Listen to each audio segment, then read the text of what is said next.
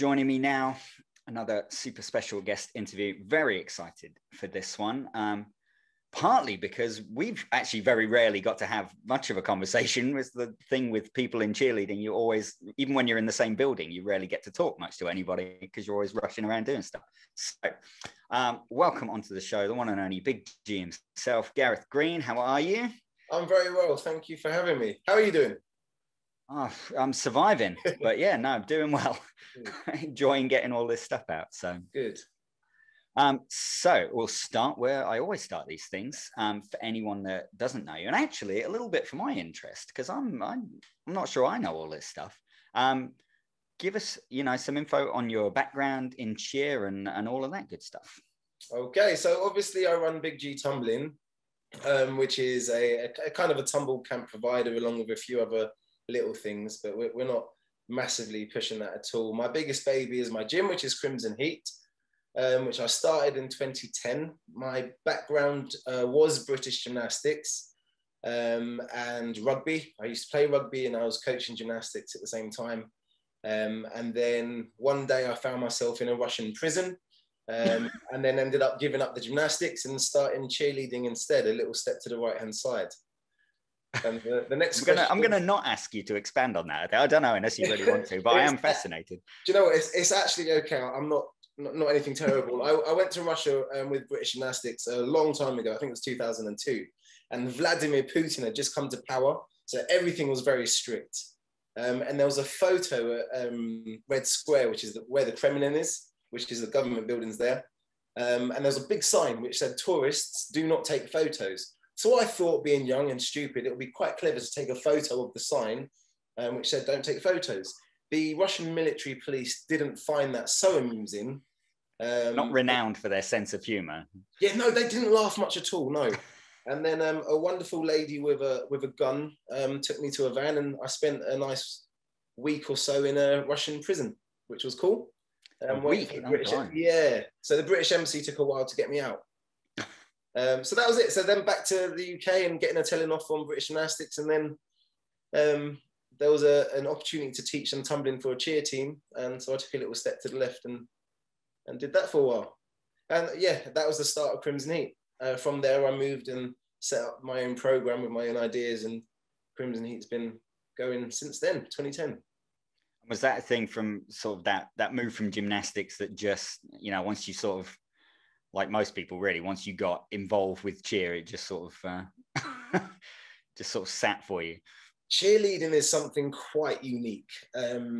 And bear in mind that I was two ends of a spectrum. I had elite gymnastics, which is an unusual way of teaching, very aggressive and strict, and fun is restricted. The hard work comes first.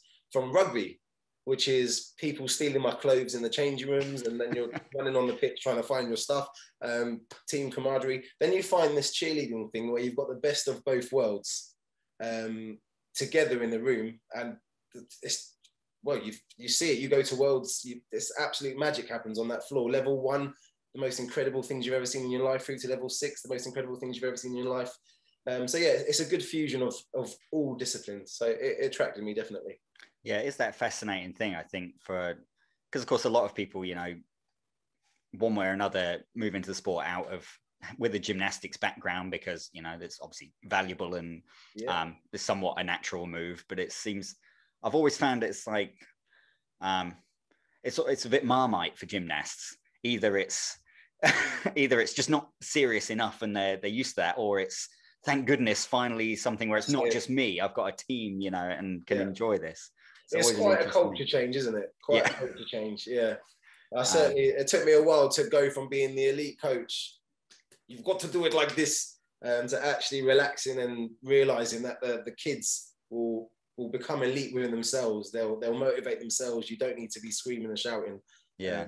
Especially for gymnastic coaches as well. I've come across a lot of tumbling coaches over the years in cheer who were gymnastic coaches and really do struggle to appreciate the difference. It's not teaching gymnastics to cheerleaders. There are different aims and different, outcome goals really that you're looking for that mean you can teach differently. And I've seen some people really struggle to get their heads around that. There isn't just one way of doing it.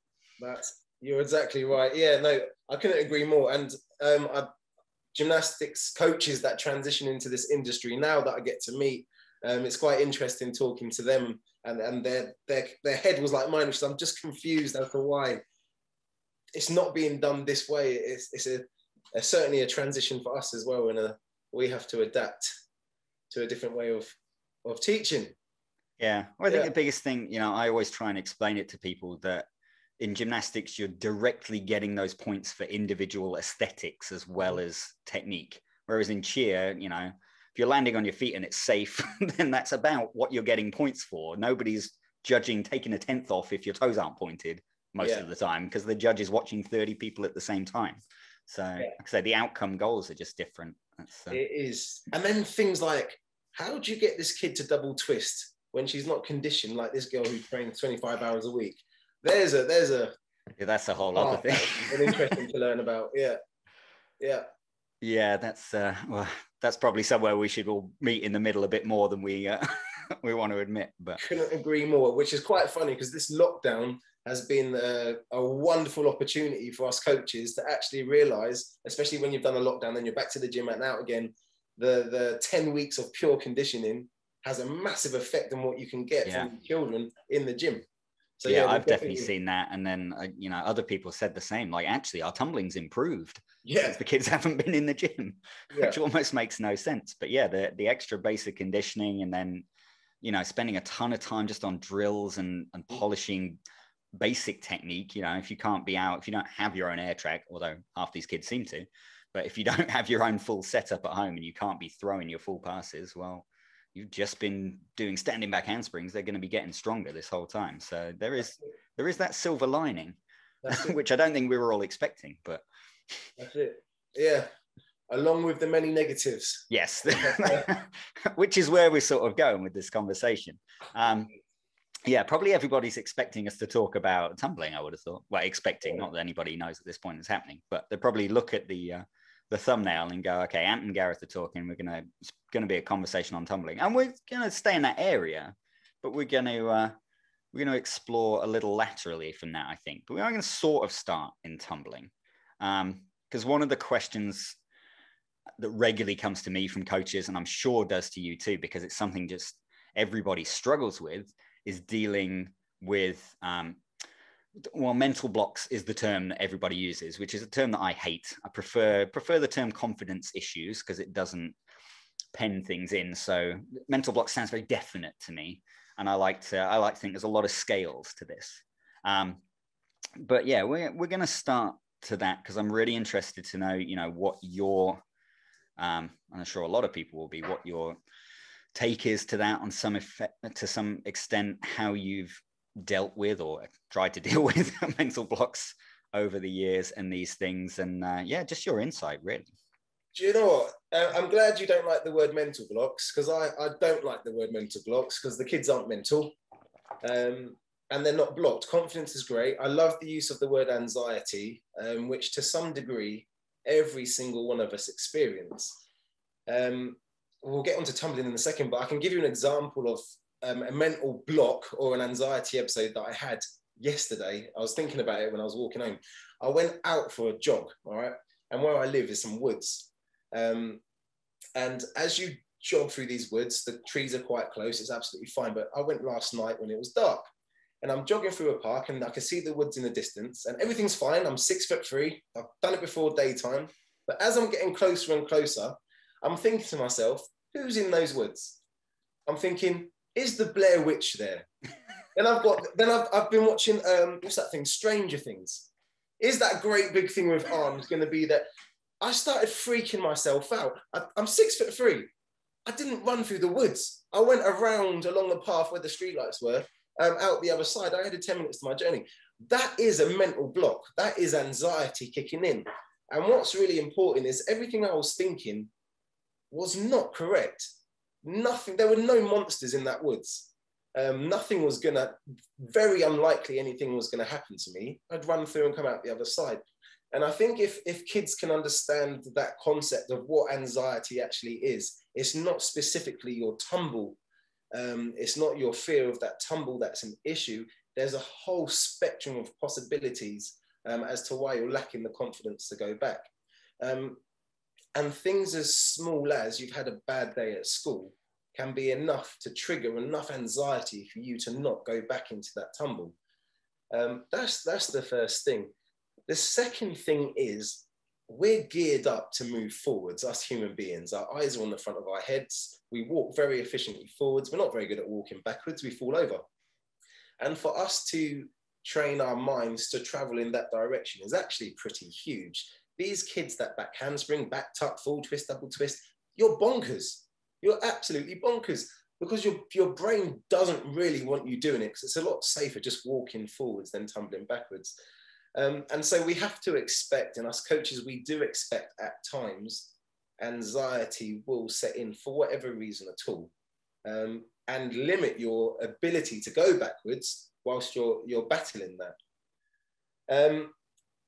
In terms of getting over anxiety, again, the spectrum is massive. Every child is different. And there's so many different methods to minimize anxiety, so then you feel more relaxed and then more confident to travel backwards.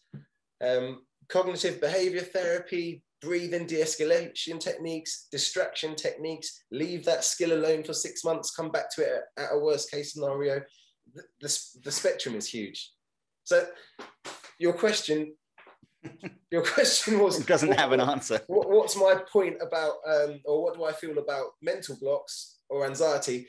I feel an awful lot. I deal with it every single day, and it's the one question where there's no clear-cut answer, because every child and every situation and every environment a child lives in and is a part of is slightly different. So you're constantly on your toes. Yeah, I think that's an interesting point as well, because so many people they're looking for that magic answer to the question. People go, want to go and listen to Debbie Love talk and expect her to just give her the magic advice that, this is how you fix a mental block. People come to me like that, how do you fix mental blocks? Well, yeah. It depends what's causing it, what the issue is, the personality of the athlete, so many different factors. You're right. Personality is huge as well. Yeah, I do think for some people it's a personality trait, and that's why it sometimes appears, you find kids that were great tumblers when they were younger get that bit older and more self-aware, and then it suddenly develops in teen years a lot of the time. Yeah. Or with growth spurts, that change of proprioception as your body changes size and shape. It's such a hard thing to know, and yeah, it's so difficult. You feel that desperation from coaches. Like, I've got this kid who's so talented, and they used to be able to do everything, and now she won't even go backwards. And you're like, I can't tell you what the magic is to fix it. I can try, but. And then you feel for these kids, because this back handspring that they had was their absolute world, and now it's gone. And so that anxiety just increases, and things become 10 times worse. And then actually the cheerleading gym doesn't become a fun place. It's a place of stress, and it just adds and adds and adds.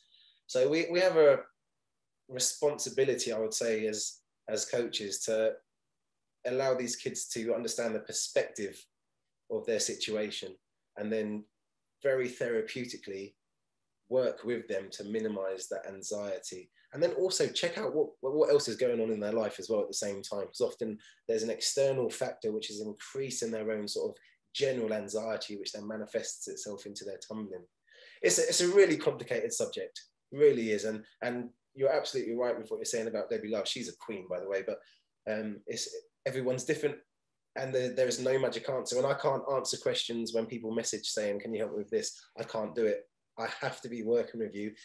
And it's not a 5-minute fix. It's usually weeks or months before you're relaxed again. So, yeah, that's it. It's, I think the perception is because it switched on like flicking a switch, that you should be able to just switch it off as well. And that's very rare. That you can just find that switch to no, you're adjust. Right. And I know for a fact, and that if I go to this woods now and try and jog through it, because I think you should go to the woods. I think you need to face your fears on this one. I couldn't do it. I'm actually scared of the dark and trees. You know what? That's fun. I think that's a great analogy for the whole thing as well. But it's because I was thinking about this subject earlier, just sort of preparing, what we're going to talk about. And I was thinking about a particular athlete that I've worked with who's struggled with this for the last couple of years. And I was like, perhaps the word I should have, or I'd like to sort of challenge her with at some point is bravery, which is sort of the answer to what you're saying. Because, with your dark woods, you could have chosen to just be braver and go plowing on through. Yeah. That's sort of the answer is, are you braver? Are you bigger than your fears? Yeah. And, again, with what you're saying there, one of what's really, I think, become my focus in working with mental blocks in the last couple of years is just a really simple concept of I need you. I don't need you. You need you if you want this skill back. You need to enjoy tumbling again. You need to find a way for it to be fun again. Because when you were carefree and it was fun, you did it easy. Now it's not fun. It's stressful. And it is self-reinforcing. Once you get stressed about being stressed, it's an endless cycle. Yeah. And it just feeds back into itself. So I think, if we can find that way to make the athlete enjoy, not make them, to get them to, I've got to stop using words like sound like I'm forcing them, but if they can find a way to enjoy what they're doing again, and just have fun with it, take that pressure off. And that's one thing I think that is quite common to most. You've got to find a way to remove the pressure. If they're still up against it and they're supposed to still be throwing their skill in a routine at the weekend in competition, you're not helping them. If they're still, in some cases, if they're still trying to do it in front of their teammates in class, can be really tough. Sometimes you need to get them out and away. Some kids are the opposite. They thrive better when they're with their peers, but again, they're all different. 100%. And I feel when I'm at competition and I see kids warming up from different gyms, and you can see these kids are trying to go and they're not going, and the coach is getting stressed, and you're just like, come on, there's other ways around it. I think one of the things that I've learned, I've had to mature with the cheerleading from the gymnastics transition. Back in gymnastics, scream and shout and they would do it. In cheerleading, that's not acceptable. Maybe not anymore in gymnastics. That might have come to the fore a bit more now. Slightly changed, yeah. I think what you said is correct, which is sometimes as a coach, you just have to tell yourself, do you know what? That kid's mental health is more important than that back handspring on that senior 2 routine. We can take the 0.1 less. Let's get it right. And by removing that, the stress is suddenly, in some cases, is gone. And so now you can work. The time pressure is not there. You can now work with the athlete as well.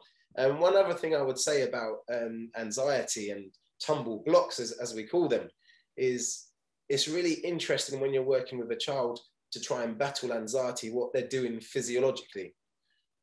So it doesn't matter if you're spotting a back handspring or she's trying to draw the back handspring. If she or he is heavy breathing and she's tight and tense, we're kind of on a losing battle there. So we stop and let's move on to some de-escalation techniques instead. Anything, stretching, yoga, deep pressure, calming music, some different skill altogether. So yeah, it's a constant look at physiological reactions as well as their sort of emotional state too. It's a complicated world. Yeah, that's something I've used a lot as well. Like just I want athletes to identify when they're getting into that tense state, whatever you call it. Like I usually say, when you're digging yourself into a hole, once you're in that hole, you need to be able to recognize it to have a chance of getting out. And then, if you feel tensed up, you're not going to be successful in the skill. Go for a walk around the gym, do a cartwheel, do something you're comfortable. I know that's something I do use a lot is, go to a skill that you are comfortable with. A lot of the time, athletes who have an issue going backwards are quite comfortable doing like a front tuck or something. And that's a skill they enjoy. Go do your punch front 3 times on the track and then come back and we'll see if we're working again. Like you say, there's so many techniques. I think, getting a lot of it is just helping athletes be more aware of their mental and physical state. And like you say, it is, there's a physical side to it as well. When you're tensed up, your body can't respond to what you want it to do. And there are so many answers. There's as many answers to reducing anxiety as there are self-help books on the market, really. The only other thing I would say about mental blocks or anxiety is often, and it is quite often the case, is you've got kids that are throwing something and it doesn't feel right because they're not conditioned for that skill anyway. And then their brain is automatic. The brain is not stupid. It's quite clever. And it's telling them what you're doing is dangerous. So have some of this chemical now and get anxious. because this is not safe. It's often the questions that I get in from other gyms. You'll get a video sent through, she's scared of doing this, and then you have a look at the pre-skill to it. There's bent arms, she's collapsed, and she's not powerful enough to do the skill. Like, anyway. yeah, I'm scared of her doing it too. There you go. But do you know what? I get mental blocks, as we call it, even spotting. So I'm quite apt at spotting. I've been doing it for a long time. But every now and then, I found it last season, especially before we locked down, I'd have a kid who looked like a tank, and I'd be spotting something, and you get that thing in your head, I don't know if I can do this. And I can. I've spotted her 1,000 times before, but it's just a little fleeting moment. So I get anxiety. I understand where these kids are coming from, and these thought processes, it must be so confusing and maddening. Yeah. But yeah, we have to. I think, in all honesty, like the way we're talking about it as well, I think that would go a long way to just, I think it's great. It's the first, I haven't really ever considered it in those terms of just putting it in terms of general anxiety I think to normalize it a bit more like that, rather than make mental blocks, a thing in the gym and, this is something that happens over here. No, you all have anxiety levels on different days to different extents. Everyone has good and bad days. Yeah. You've got to try and not get past that threshold where it becomes a continuing problem. But I think that in itself would just be, talk to your athletes about that's a natural part of things. And even that would help alleviate some of that pressure a little bit. You're absolutely right. And do you know what's interesting is even kids that are double twisting without an issue, throwing their back handspring is not a problem. These kids are also experiencing anxiety, but just in a slightly different format, or they've got coping mechanisms in place. Every time you guys compete, kids compete on that warm-up floor, before you walk into warm-up, I can guarantee you, you're experiencing some form of anxiety right there. But you've got coping mechanisms. One of those is your team around you. One of those is repetition. But you've learned to deal with it from a young age all the way through. And tumbling, we continuously develop, and actually we develop quite fast in tumbling. One year we've got a backward walkover, the next year you've got your back handspring, probably a tuck as well, then you're on your layout pushing towards your twists. It's a very fast thing for your brain to catch up on. And we as a sport in this country, we don't drill enough to manage the anxiety. I'm guilty of it, to manage the anxiety. So we kind of set ourselves up for little problems in the future by not doing so. But yeah, coping mechanisms. You kids, they cope at school with anxiety, they cope at home with anxiety. We get it all the time for different things: homework anxiety, transitional anxiety, say from going from home to school. But tumbling, because it's such a big and immediate thing, it can just become bigger and bigger and kind of gets out of perspective, as it were. Yeah. Oh, we move fast, and we have a very narrow field of focus. We get per level, it's walkovers and then back handspring and then tuck and then layout. With gymnastics, you're working that much wider range of skills. You're spreading things out. You've got other equipment. If your floor, starts being a problem, well, she's still great on bars. So you've got that wider range of focus. And I think our narrow focus on sort of one skill at a time, basically, like if you don't have your back handspring yet, you're on level 1, then that's your whole focus is get your back handspring. That in itself just compounds the pressure and focuses it so strongly. I don't know how true it is, but most gymnastics coaches tell me we don't get mental blocks in gymnastics. Yeah, I'm with you on that. And I think it's for that reason.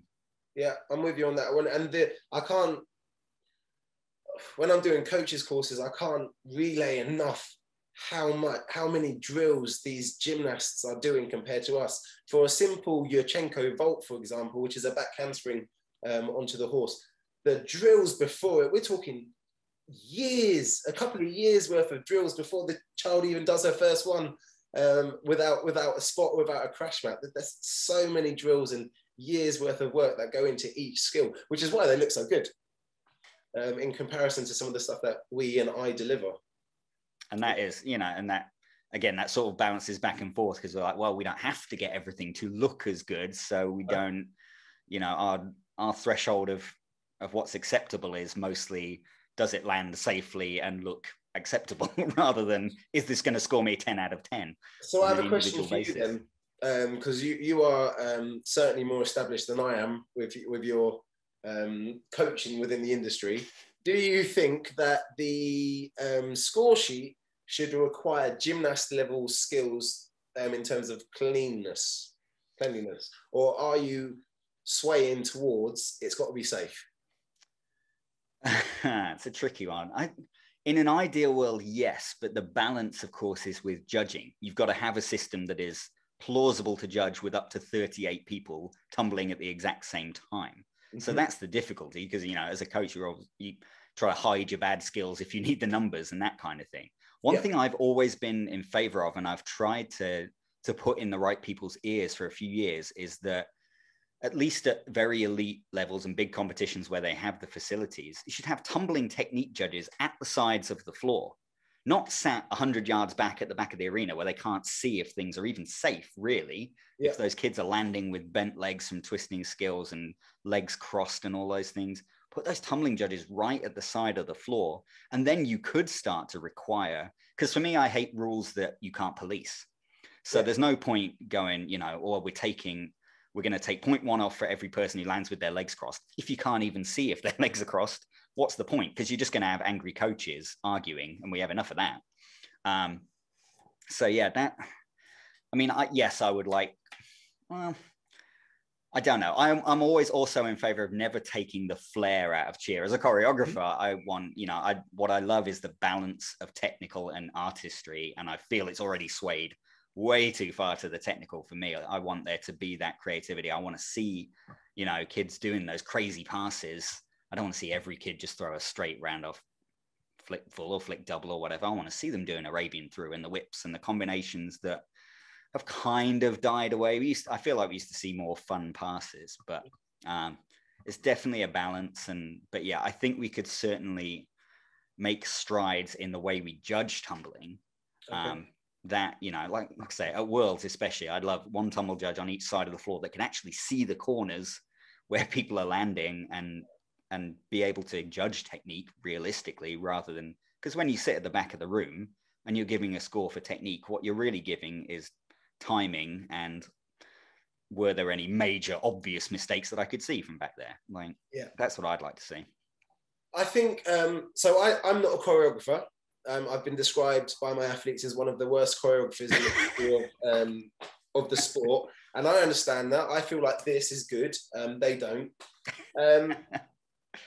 I think as cheer transitions to the Olympics, what I don't want to see is a kid popping a knee out because she's under rotating a full twist. So I think personally, I would like to see judges being quite harsh on under rotated twists just for safety.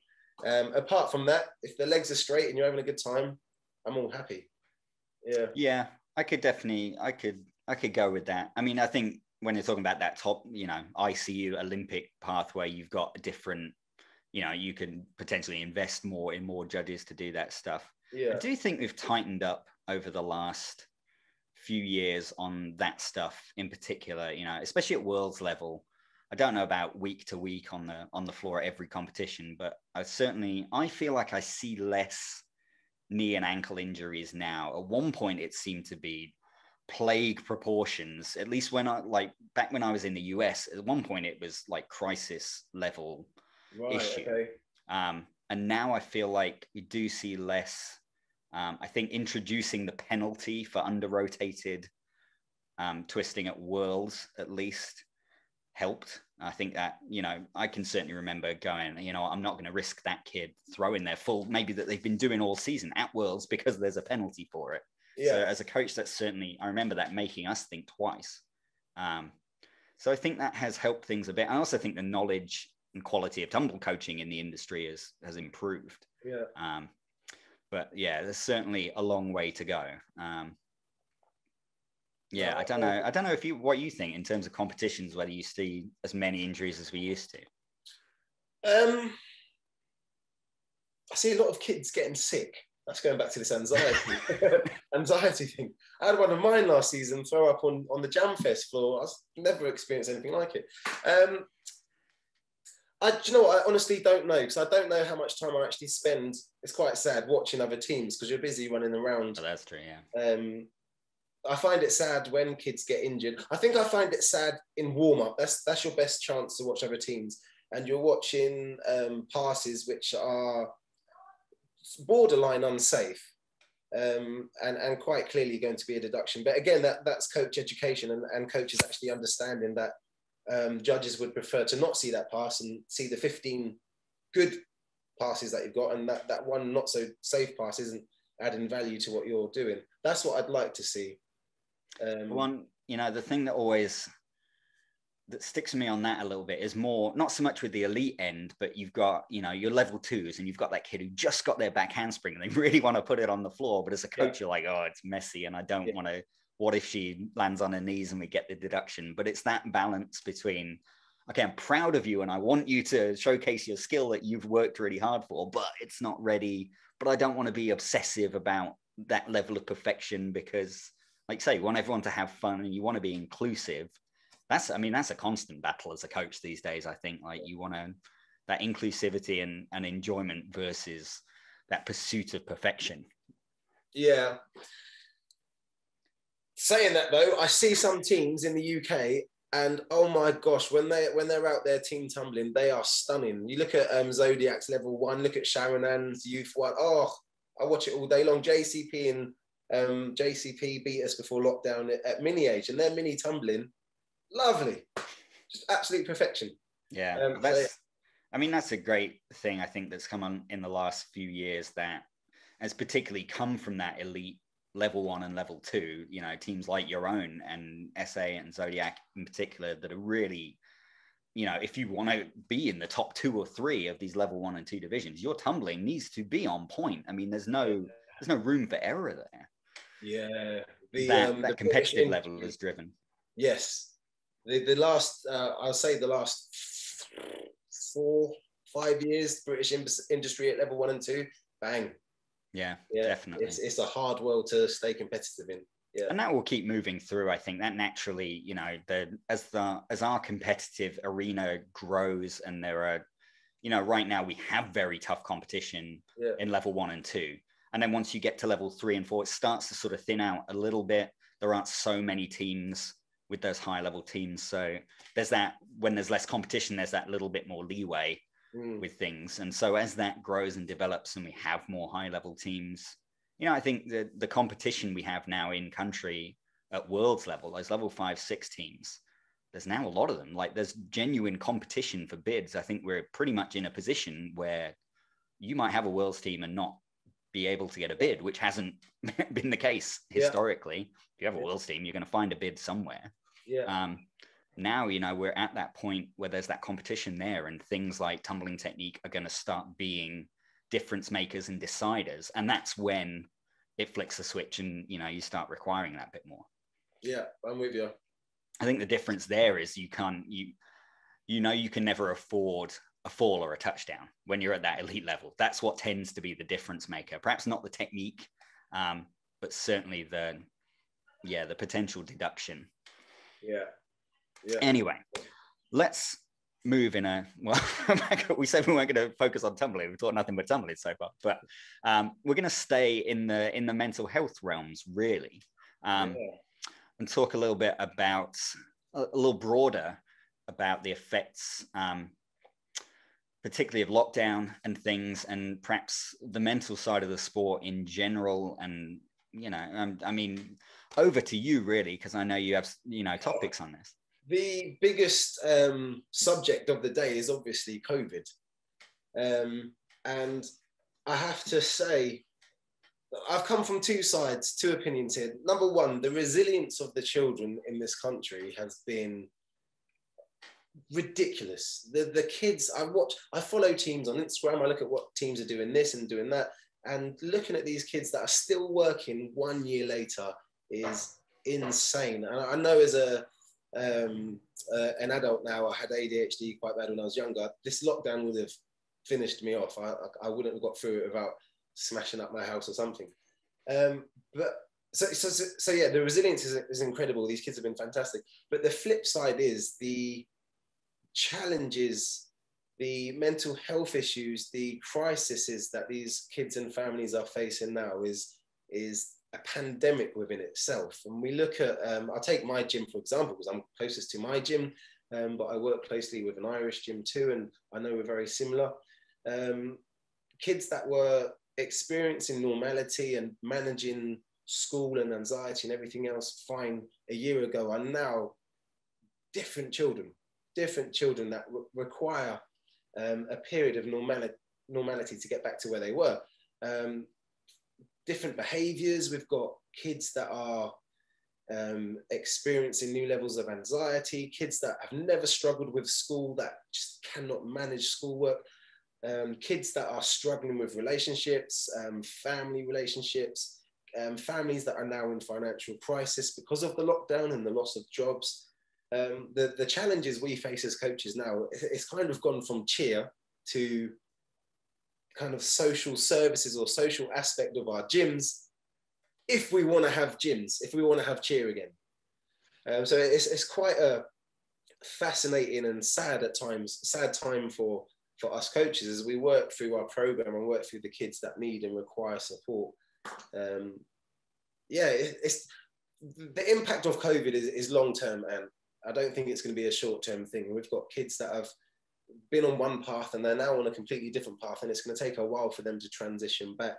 And I'm the coaches that I'm talking to, the Zoom sessions that I've had, and I've had sort of chats with the coaches afterwards, we all seem to be experiencing similar things, which is there's a mental health.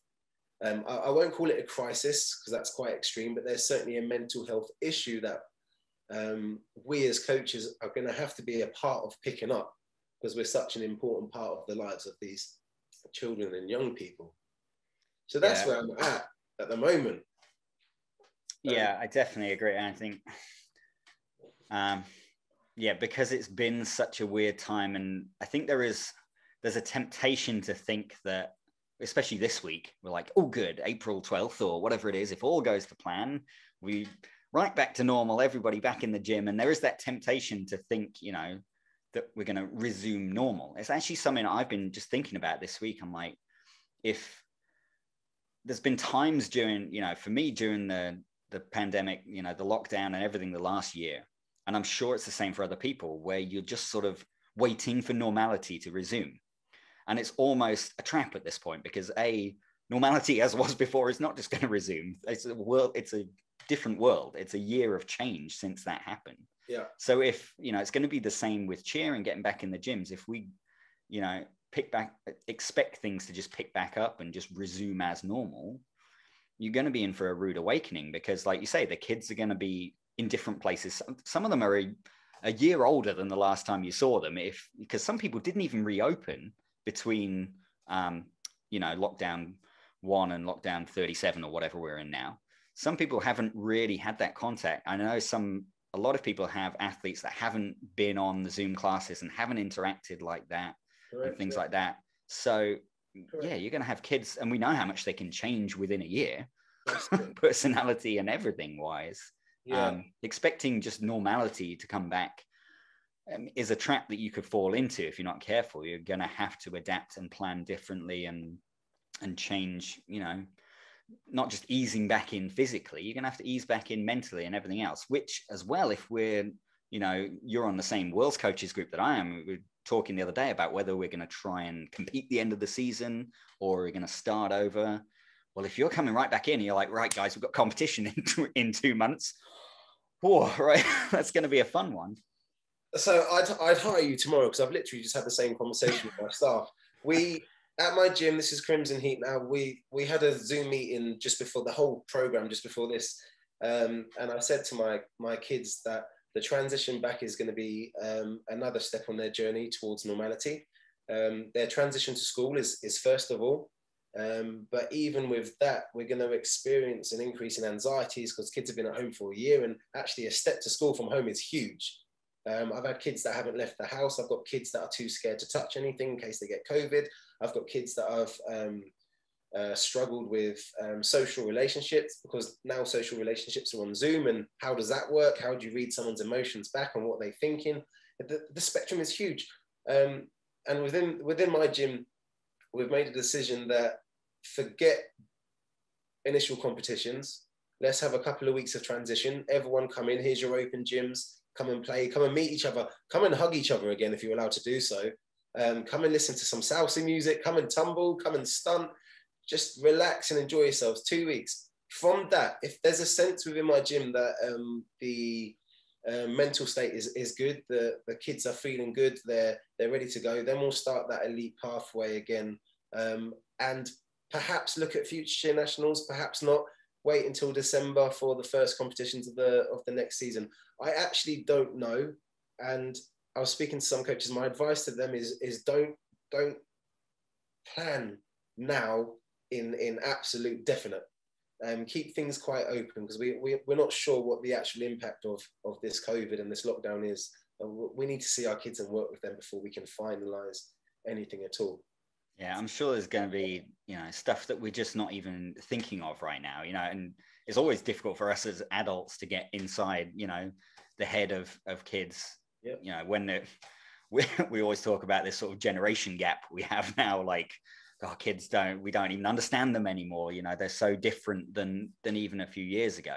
And having lived through this and dealt with this at a young age, it's for you and I that have a few years behind us, it's a tiny percentage of our life that we've dealt with this. Whereas if you're 8 years old, that's an eighth of your life that you've been in lockdown. That's, it's a huge thing. It's absolutely mad. And then the flip side as well is, my staff team at Crimson are amazing. They've gone above and beyond this lockdown. They've been dealing with mental health crisis and all sorts of stuff, and doing all of these Zooms, and they've done everything. But you kind of have to look at yourselves and take a step back and give yourself a week before you start whooping things into action, and kind of process your last year and take a breath as well as a coach. Because without knowing, we're probably suffering as well. We just don't. Yeah. I know I am, because my kids are driving me up the wall. We just don't. We don't know anything yet. We've got to get back and get back into the swing of things slowly and methodically, I think. Well, I know, even like just personally being reflective recently, thinking, okay, about getting back out to physical work rather than virtual work, if you like. I'm like, I have a little anxiety about it. I'm like, guys, it's been ages since. What if I can't remember how to teach camps anymore? Like, I haven't done choreography in ages. What have I forgotten?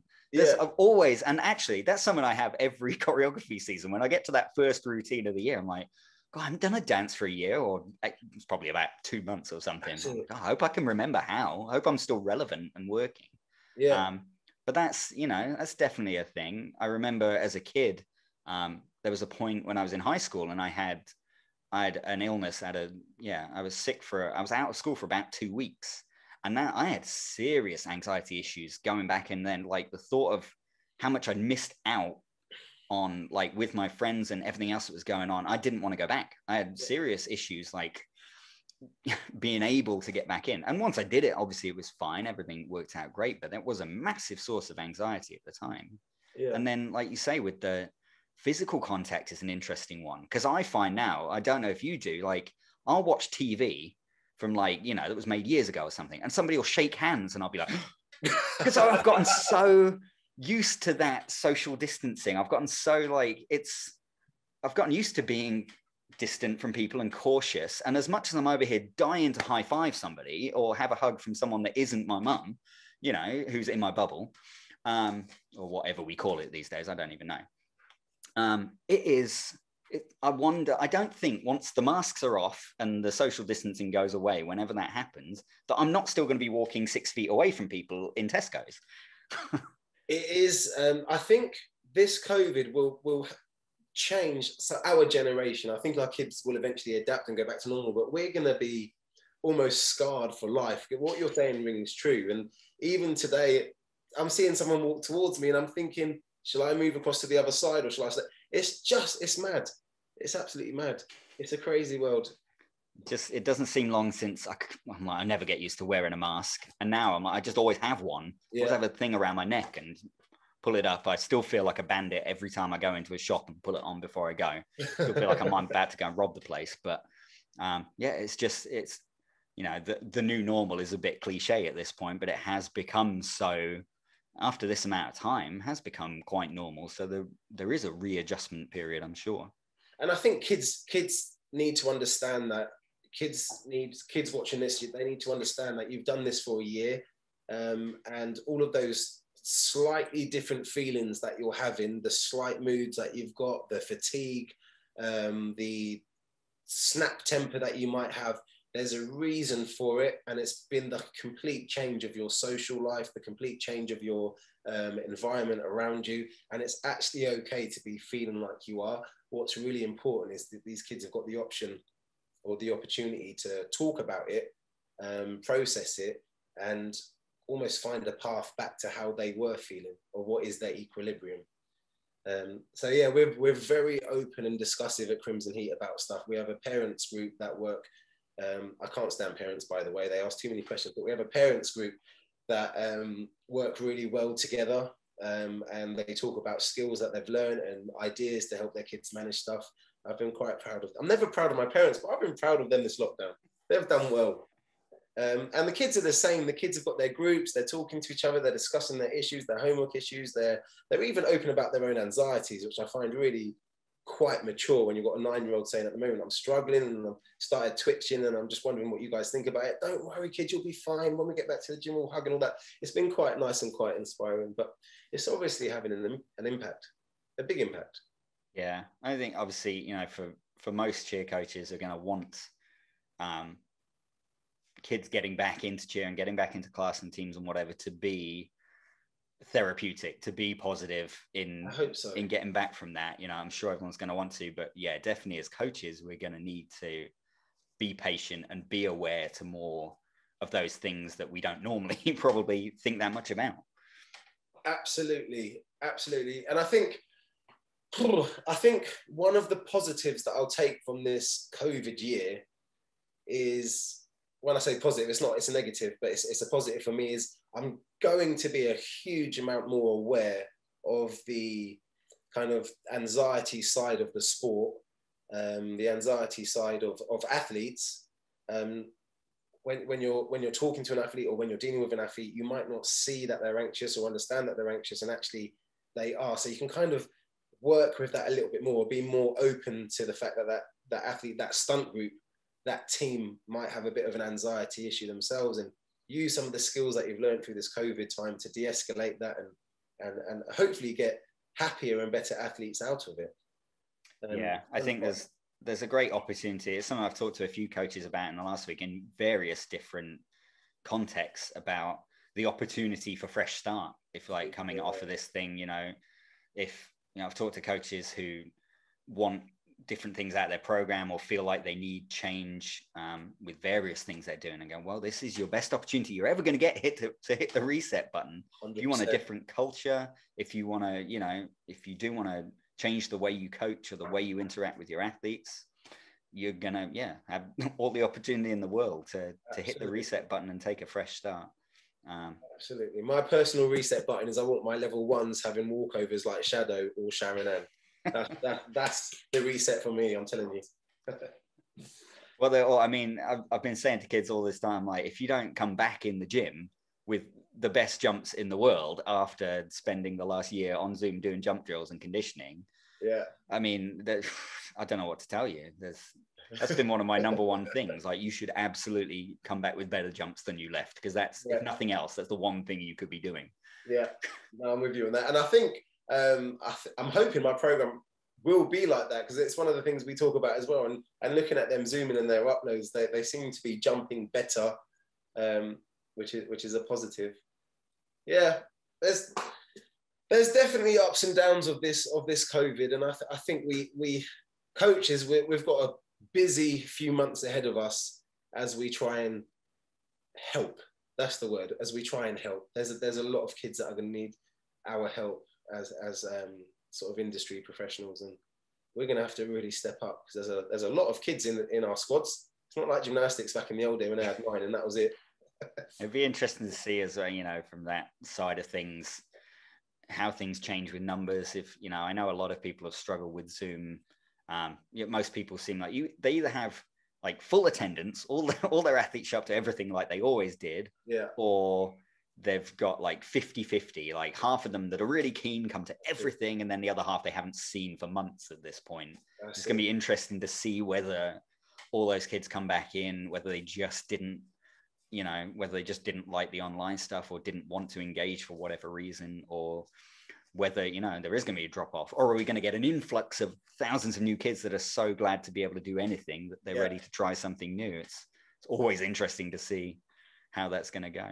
Yeah, I suspect what you've just said rings true. We're having the same conversation again, and you might as well work for me, mate. You said everything that we were talking about today. If you want to hold your staff meetings, very reasonable rates, don't we?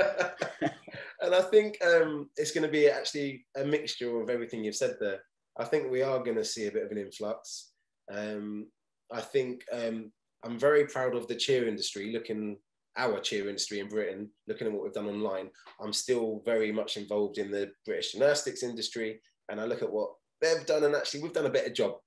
Much more fun, much more innovative, much more team orientated. So if anything, I'd like to see a few more gymnasts come on over to us and have a good time. But not likely. There's an Olympics coming up, and that always boosts gymnastics numbers. So never mind.